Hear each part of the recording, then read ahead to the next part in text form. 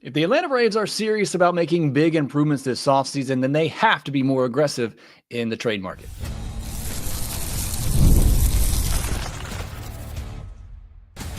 You are Locked On Braves, your daily Atlanta Braves podcast, part of the Locked On Podcast Network, your team every day. Hey, welcome back to Locked On Braves, part of Locked On Sports Atlanta, where we cover your favorite Atlanta sports teams each and every day. I'm your host, Jake Mastroianni. You can follow me on social media at Shortstop Ball. Check out the podcast there at LockedOn_Braves on X, Locked On Braves on Instagram, and anywhere else you're on social media, TikTok, Facebook, all of that. You can check us out there.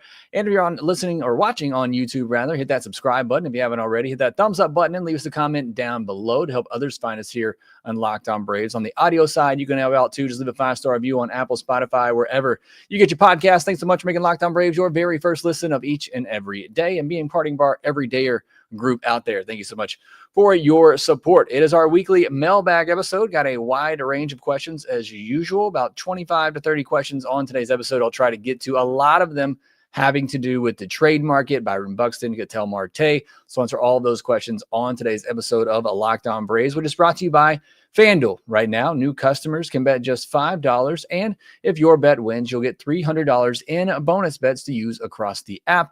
Download the app today. Well, as always, thank you so much for joining me for another Friday mailbag episode here at Locked On Braves. Got a lot of questions to get to on today's episode, so we're going to jump right into them. The first one from Mike Books, who says, what would Byron Buxton trade look like? And so I reached out to Jackson, who writes for the Twins over at SB Nation, asking him what a Byron Buxton deal would look like, and he basically just said it would take a lot. So at least from Jackson's perspective, this would not be some sort of great deal that you're getting. You're going to have to give up a solid prospect or two, more likely, to get Byron Buxton. And reason being, not making a ton of money. I mean, it's $15.14 million over the next 3 years for his age 32, 33, and age 34 seasons. That's pretty good. Now, there are some award bonuses that come with that. A lot of award bonuses, up to $11 million in performance and award bonuses, are available to him. But baseline salary is pretty affordable for a guy that, when healthy and playing, is a very good baseball player, and certainly one that I would love to have. An OPS plus of 136 this past year, an all-star OPS plus of 137 the year before that. He's been really, really good, but here's the problem. He played 126 games in 2025. Not a lot, but that's the most he had played since 2017. In fact, he's only had 2 years in which he's played over 100 games in a season, and it was 2017 and this past year at 126 games. So it comes with a lot of injury risk and not knowing how much you're going to get out of the guy. So how much are you willing to pay for that? For a guy that, again, when he's healthy, is fantastic, but he's just not healthy enough to really play for you. And despite all of that, Byron Buxton put up 5 F4 this past year in 126 games. He put up 3.7 F4 the year before that in 100 in 2 games. So I may have lied. There's 3 years that he's played over 100 games, 2017, 24, and 25. But you get the point. It's a 136, 140 WRC plus the last 2 years. In the past, he's had a 135, 171, 121. He's really good. It's just he's hardly ever on the field. And it's a big risk when you're going to trade for a guy like that, even though he's not making a ton of money, but you don't know what you're going to get from him. And so as far as what a package could look like, you're going to have to give up one of your top prospects. I wouldn't trade anybody off the major league roster. And I'm going to talk about this. There's a lot of trade questions today. Any of these trade conversations that come up, it's how can I improve my major league team without taking away from my major league team and creating another hole? So for instance, the Twins say, well, we want Spencer Schwellenbach. And I say, okay, I'll talk to you later because I'm not then creating a hole, a big hole in my big league rotation to try to fill a hole in the lineup. It just doesn't make sense because now all of a sudden you're looking for another top of the rotation pitcher. They come in and say Hurston Waldrop, okay, because he's not necessarily a part of the rotation. I mean, he is right now until some more moves are made. maybe that one makes a little bit more sense. Or maybe they want to take a shot on AJ Smith-Shawver coming back from injury. Outside of that, you're looking at a Cam Caminiti, a J.R. Ritchie, and then is that enough to get a deal done? And what do the Twins need? A team that has a lot of pitching, which is what the Braves have to offer. So I don't even know that there's a clear match there between the Braves and the Twins. I don't know what direction the Twins are going in right now, and that kind of makes all this a little bit difficult too. But as far as what it would take, it's going to take two of your better players. And that's just the reality of it. And that comes with a lot of risk of giving up some top tier talent that could be major league ready soon and provide a big impact. It's risky, and taking on a guy that's hardly ever played enough games to even qualify as a hitter. See Masbu saying he's only been a qualified hitter twice in his career. That's a huge risk for what you're going to have to give up. And while it's not a lot of money, it's still, it's $15 million that you could have spent somewhere else. So look, am I going to be upset if they trade for Byron Buxton? No, absolutely not, because he's a great player. But with all trades and all free agent signings, at some point you have to take some risk. And is the risk worth it on Byron Buxton for what you have to give up is ultimately what you have to ask yourself. And are you giving up anything that's then going to create a hole in your major league roster? We got a couple more questions about Byron Buxton we'll get to along the way. Heather Crouch says, if your goal was to be an MLB manager, would you be more focused on obtaining a position as a third base coach or as a bench coach? Is one of those positions a better stepping stone to a manager position? I would say bench coach, just because, you're with the manager most of the game. You're kind of the right-hand man. So I would say bench coach would probably be more focused on obtaining eventually a manager's job. But those are the two positions you typically look at. Third base coach, bench coach are usually those guys that are next up in waiting. You look at Tony Mansolino, who came from the Orioles. He was their third base coach. And then when Brandon Hine got fired, he stepped into the manager's role. It wasn't the bench coach. So it's definitely those two coaching positions are kind of that next step in the hierarchy. I just would think bench coach, because you're with the manager most of the game, is a little bit closer to that spot. Tom Warfel says, is there any discussion about reworking Drake Baldwin's contract? Seems like he would be obvious candidate to lock up for the future. Just really not a need for it right now, because he's under team control. He's still pre-arb. So there's no reason to really do that. And, they've done that in the past with guys, and look kind of where you are now. Some of those deals we thought were, no-brainers early on don't look as great at the moment. So, and plus you're already paying Sean Murphy, a catcher, $15 million. I don't feel the urgency to do it with Drake Baldwin right now. I'd wait at least a couple of years, see what the plan is with Sean Murphy going forward. I just don't think there's that much urgency to do it for Drake Baldwin at the moment. Grayson says, why do we feel like a boomer bust approach needed to change? We were the best offense since the 27 Yankees in 23. Kevin Seitzer is now with the M's, and they are doing well. The Braves core was built around power. Why not let them play that way? It's a good question, and maybe a question I need to flesh out in a fuller podcast episode. I think the game's changed to a degree with the shift going away and the emphasis on steals. I think the game has slightly changed in the middle of this core with the Atlanta Braves. Look, power, I say it all the time, hitting home runs is still the best and most efficient way to score. And so you want a lineup of guys who can mash.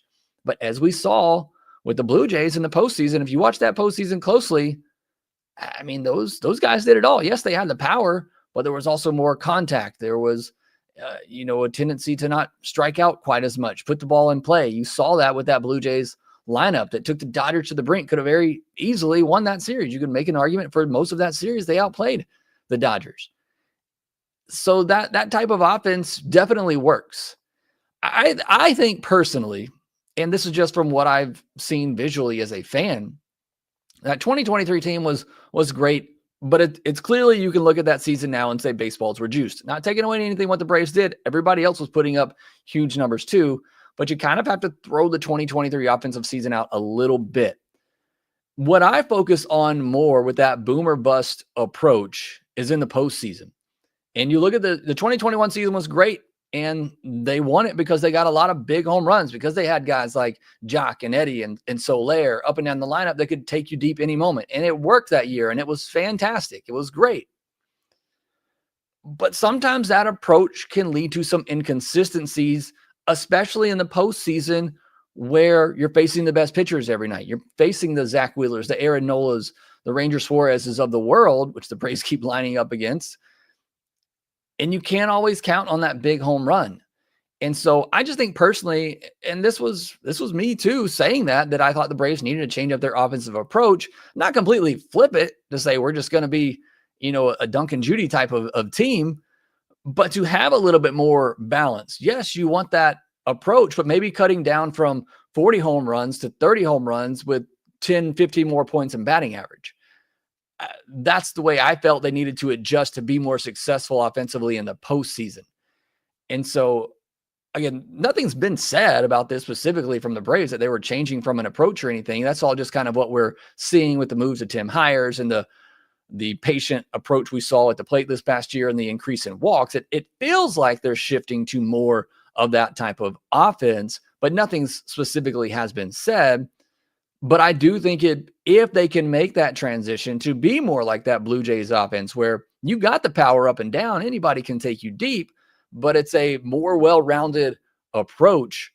I think that's ultimately going to lead to, fewer dips in the offense, and it's going to lead to more success in the postseason with different ways to be able to score. And even that Blue Jays team, they didn't run a lot. You can add that, and again, be a very complete offense instead of just one-dimensional. So when you get to the postseason and your one dimension is to hit that home run and you're facing the best pitchers who don't give up a lot of home runs and that dimension is taken away from you, how do you score?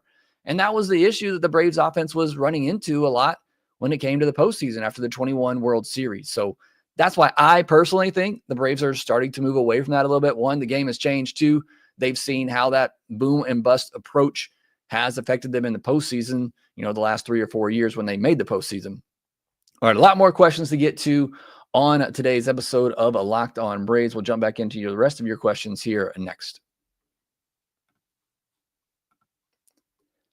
The NBA is back, and there's no better place to get in on the action than FanDuel, the official sports betting partner of the NBA. Even if you missed the start of the game or want to ride the hot hand, FanDuel has live bets on everything from who will score next to fourth quarter comebacks. They have awards predictions out there, NBA Finals rewards, raining buckets, each team to score 20-plus points in the first quarter, stuff like that. You can see it all there at FanDuel.com. They have the NBA Cup, regular season wins totals to make the play-in odds even. You can see all that there at FanDuel.com. Also, please make sure you visit FanDuel.com/playsafe for tools and resources to help you stay in control of the way you play. And right now, FanDuel is giving new customers $300 in bonus bets when your first $5 bet wins. So head to FanDuel.com to sign up and play your game with FanDuel, the official sports betting partner of the NBA.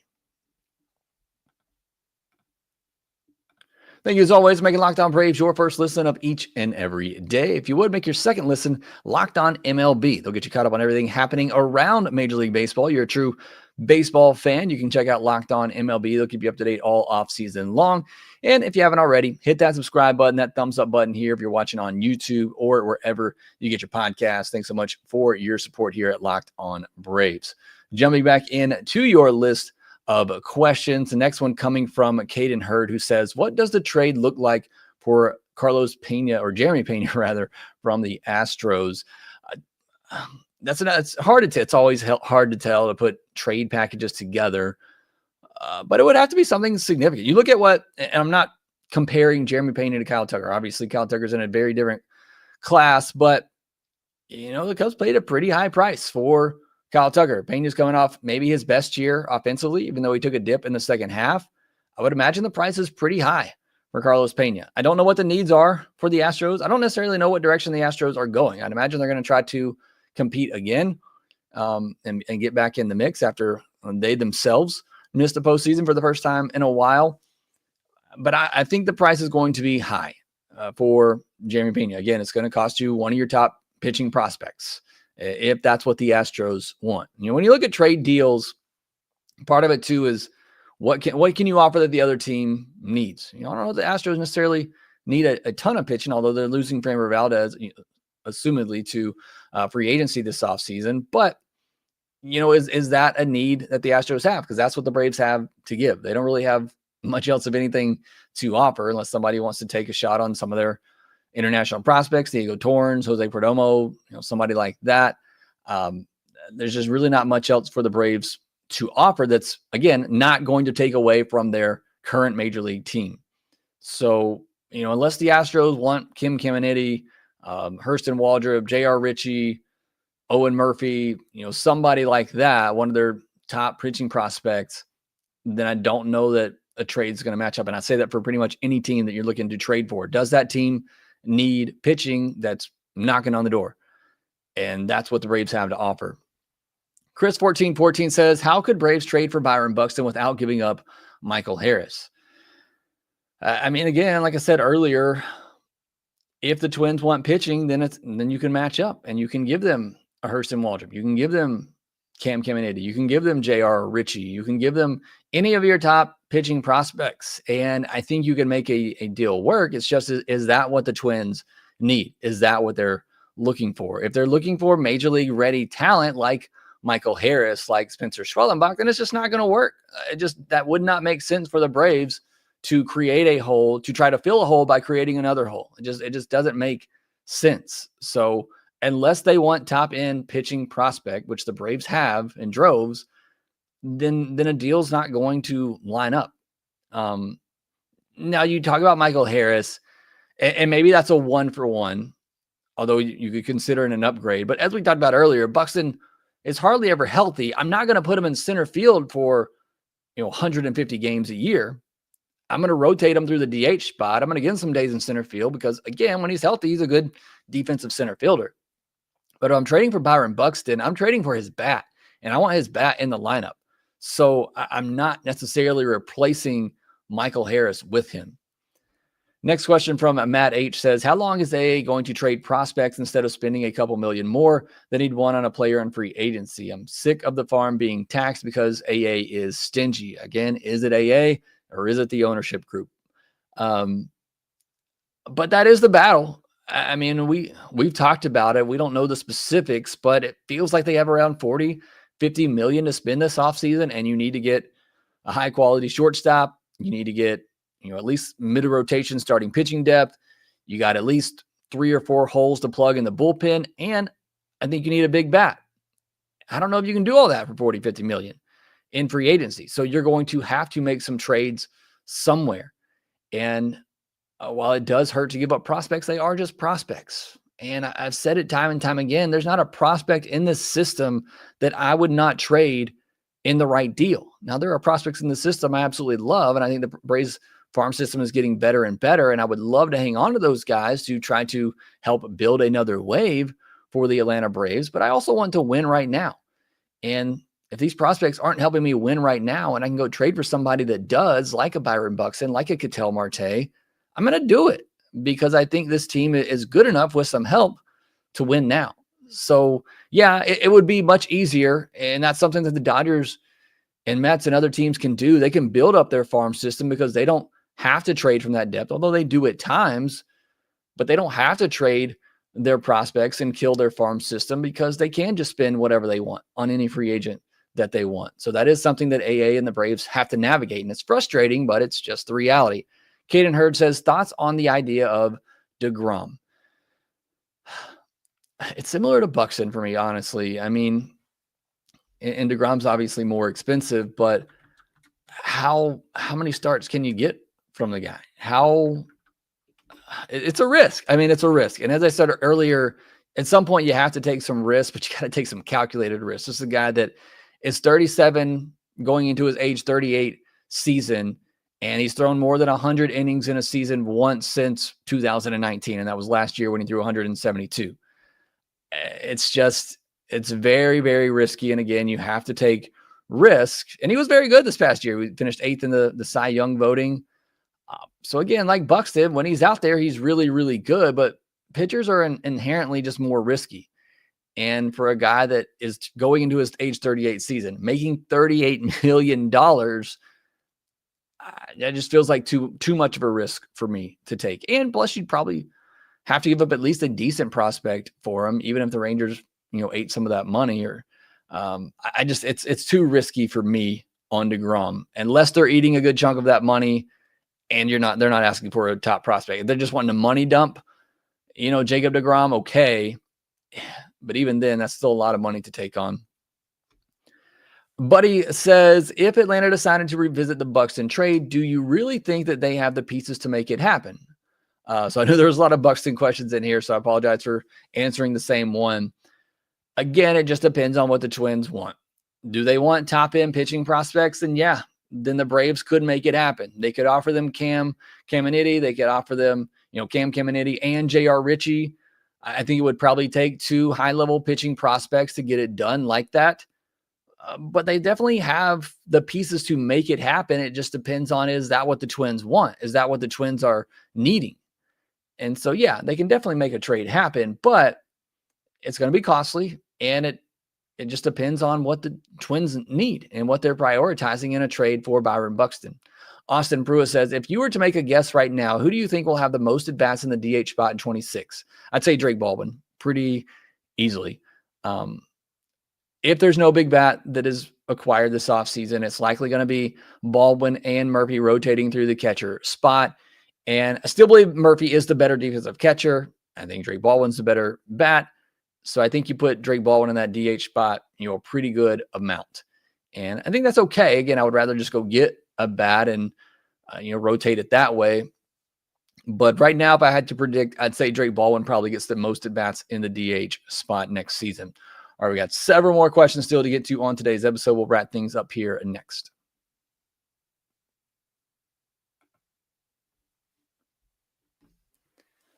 Next question on today's episode comes from Double A, who says, I saw a video on a trade proposal. Want to get your take on it. Are we giving up too much or not enough here? Would you do this trade? So the trade is Hurston Waldrop, Nacho Alvarez, J.R. Ritchie, and Diego Torrens. It's a pretty big package there for Ketel Marte. That feels like a lot, which means it's probably fair value. But it is a lot to give up. Now, Ketel Marte, under contract through 2030, pretty reasonable cost.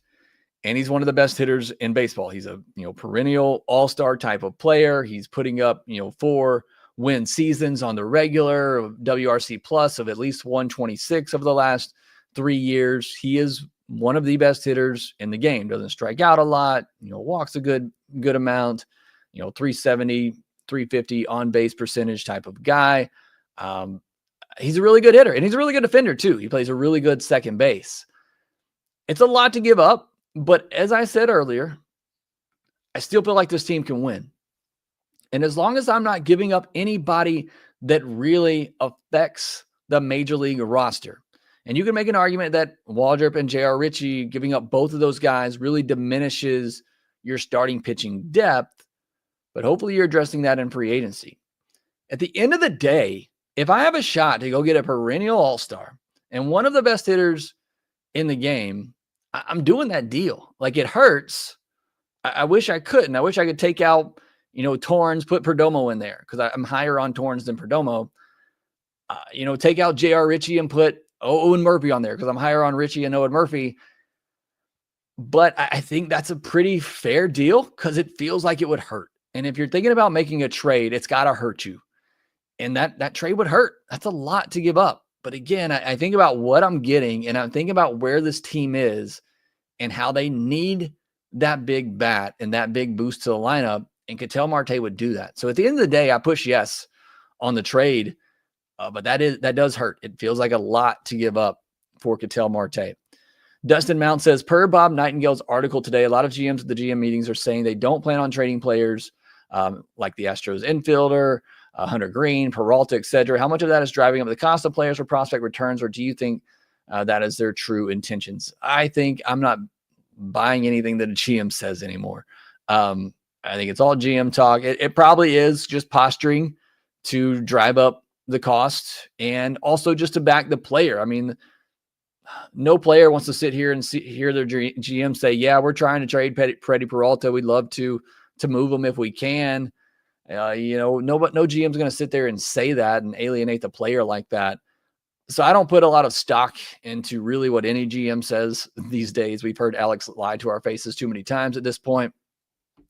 It probably is just most likely posturing, like you said, though, to try to drive up the cost and just, take away any, I don't want heat's not the right word, but just any ill will for the player of thinking that a GM is shopping them. Ecuadorman says, hey, Jake, when it comes to free agents, why are the Braves never linked to high caliber free agents? Is it cheapness or something else? What is it? It's trying to, in defense of Alex Anthopoulos, it's trying to spend wisely to not hurt yourself in the future. That's really what it is. It's trying to spend wisely within a budget. It's a high budget compared to most teams in baseball. Even though I think they could do more, but it's trying to spend wisely within a budget to not be detrimental to the team. AA is trying his best not to have a Mike Trout situation. He's trying his best not to have, one of these Anthony Rendon. I hate to keep picking on the Angels. Anthony Rendon situation. He's trying his best not to have one of these dead contracts that hurts you. Here's my frustration. You built up this core, which was what I thought the intention of, okay, you built up this core, now build on it. Take some risk because you still have this core intact no matter what. Take some risk and build on it, and that hasn't happened.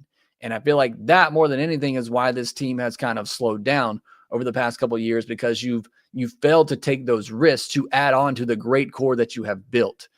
And I just feel like at some point, and I've been saying this for 4 or 5 off seasons, at some point, you're going to have to take a big risk. And AA is yet to do that because of the fear of it being a detriment to the team down the road. That's really what it's all about. Trying to spend wisely without hurting yourself in the future with dead money is what AA is trying to avoid. Randy says, could we be able to take more advantage of a new GM and manager in Colorado? What would it take for Ezekiel Tovar? I was kind of high on Tovar last offseason. I'm not so much anymore. I don't know what the Rockies are doing, so I can't even imagine what trade discussions with them would be like. Tovar took a big step back, and he's also not the type of bat that I think the Braves are prioritizing anymore. Too much swing and miss, too many strikeouts.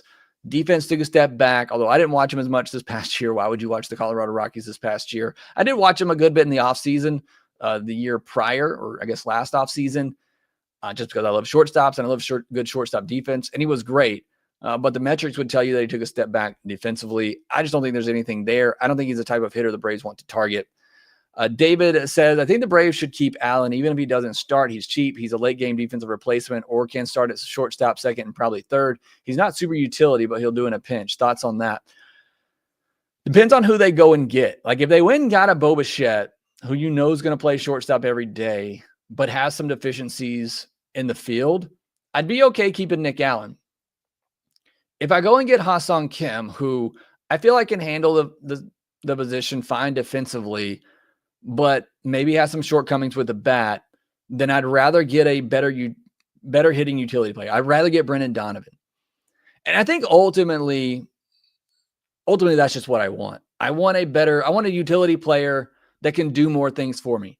I mean, it's just not that often that you're going to call upon your bench player to come in defensively in the infield. You see it in the outfield a lot, in the corners, but it's just not that often that you're going to call on a defensive replacement on the infield. Your shortstop, third base, second base would have to be pretty bad defensively. And I don't think Ha-Seong Kim would be that. I don't think Austin Riley is that. Ozzie has been that, and they still haven't replaced him in the past, and I just don't think they're going to do that. So I think it's very low value to keep Nick Allen if you have an everyday shortstop. I would rather go get somebody that either can play the infield positions, and has some speed, or maybe is good from at least one side of the plate. I think that gives you much more value on your bench. And a lot more questions to get to, so try to speed up here. Calvin Fenner says, now that all manager vacancies have been filled, what are your thoughts on Lehman, Lombard, and Ross? Apparently no one felt they were right man for the job. With all the job openings, I am shocked that at least David Ross didn't get another opportunity. I'm really shocked that David Ross didn't get to. Now, what we don't know is maybe these guys just didn't take a job. Look, everybody at least wants to get a shot to be a manager at some point. And I feel like all these guys probably will. but you also don't want to take a Pirates job. No offense. You don't want to take the Rockies job. That's just a lose-lose situation. Look at Walt Weiss. He took that Rockies job, clearly wasn't ready for it. And it's taken him 10 years to get another opportunity.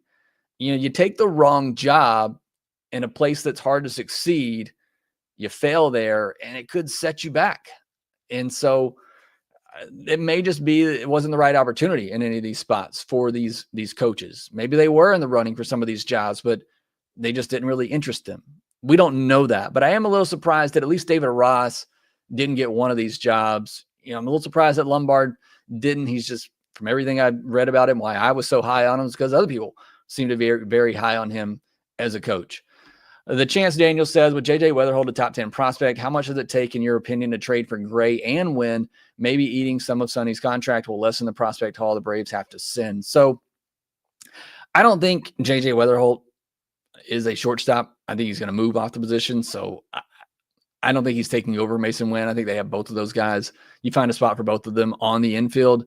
So I don't think Wynn is a real, that's why I didn't mention him yesterday. I don't think he's a realistic trade possibility. PJ's Braves, to answer your question though, Chance, it would take a lot. I mean, Mason Wynn just won the Gold Glove. He's a good young shortstop who's cheap. It would take a good bit for that to happen. PJ's Braves, if the Braves were to trade for Buxton, what is the starting outfield opening and how do they manage playing time for poor outfielders, none of whom is mere bench player by skill or cost? So if they were to trade for Byron Buxton, as I kind of alluded to earlier, I'm putting him in the DH spot a lot. And then I'm just rotating him in the outfield and left, putting Profar DH, putting him in right. I'm playing Michael Harris in center field just because, again, if I'm trading for Buxton, I'm doing my best to make sure he stays as healthy as possible. So while he may be a great defensive center fielder, it's a big toll on his body. And so, yeah, I'm starting him out there some days, especially if Michael Harris is struggling, you're facing a tough lefty or something like that. I'm starting Byron Buxton out there in center every now and then, but for the most part, I'm keeping Buxton at the DH. And if I am putting him in the field, I'm putting him in one of the corner spots to get Profar and Acuna off their feet. Calvin Fenner, what are your thoughts on these possible trade fits, even if far-fetched?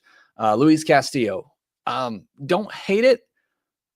Again, obviously it depends on the cost. Ketel Marte, where would we play him? I'm playing him at second base. I mean, I'm putting Ozzie at DH if I have to. I'm playing Ketel Marte at second base, but I'm rotating him and Ozzie out of the DH spot, but more often than not, I'm playing Ketel in the field at second. You could also play him in left if you wanted to, but he's a really good defender at second.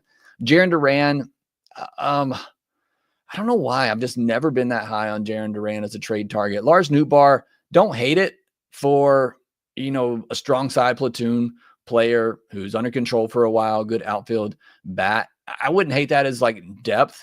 It wouldn't necessarily feel the need as a big bat addition for me this offseason, but I wouldn't hate it either. A few more questions here. Bad news. Barv says, have we got any clarification on which pick would be given up to sign a qualifying guy? If it is the pick and money that came with the Rookie of the Year, I am leaning towards a trade for a starter other than a big contract for Cesar Suarez. Definitely don't want to give up that pick for Gallen. So look, Matt Powers, Gaurav, two guys that I very much respect in the prospect world. They both seem to believe that it's the second round pick that the Braves would have to give up. Based on the verbiage from MLB.com, it just says second highest pick. So I just take that to mean it's their second highest pick, no matter of round. So I take it to mean that it is the pick, the PPI pick that you would get between, picks 26, 28, whatever it ends up being. Mark Bowman of MLB.com seems to agree with that. Here's the thing. Either way, you're giving up a good pick. We don't know where the Braves are going to land yet through the draft lottery, but even their second round pick, it's probably going to be a pick that's worth $2 million. The PPI pick is better. It's going to be a top 30 pick. It's going to be worth $3 million, $3.5 million. So that is a big difference, but you're still getting up a good pick either way. If you can get a great player for it, that's fine. I'm fine with that. If you're getting Dylan Cease, if you're getting, Bo Bichette, I'm fine with that. But you're right. I'm not doing it for Zach Gallen. I'm not doing it for Brandon Woodruff. But again, for me, I believe it's the second highest pick. So I think it's that PPI pick, but I have not confirmed that with anybody. Just where I've checked around, it seems to me, like I said, I've seen people that say it's the second highest pick. I've seen people say it's the second round pick. I believe it's the second highest pick. That's what the verbiage says on MLB.com. David says, if the Braves sign a big bat who is also an outfielder, any chance they trade Profar for even money at a small loss? I don't think so, just because you have a spot at DH. Like Ozuna's not, well, maybe he comes back, but Ozuna's gone. Like you have a need in the lineup at DH.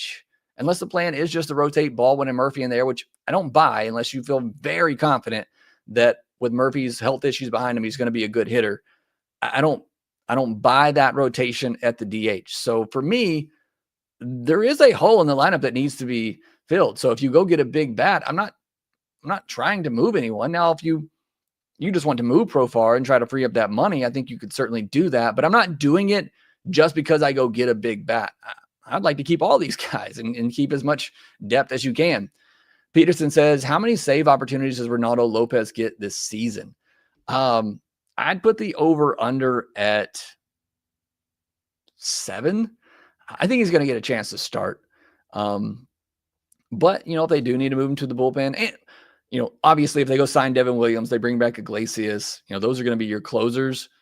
So I put the over-under at 6 in save chance, and that still feels high. But if he does get moved to the bullpen, I think he's going to be in that mix. But I don't think it's going to be a lot.